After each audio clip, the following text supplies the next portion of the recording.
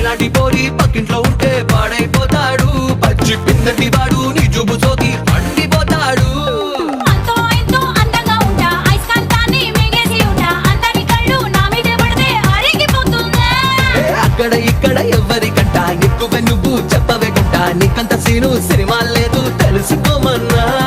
ఓలమ్మో ఈడెక్కడోడే నా నెత్తికెక్కి తైతక్కలాడే, ఏ మాట అన్నా వేడెక్కుతాడే, వీడి జోలికెళ్తే ఇప్పు మోత మొగుడే. అయ్యో పాపం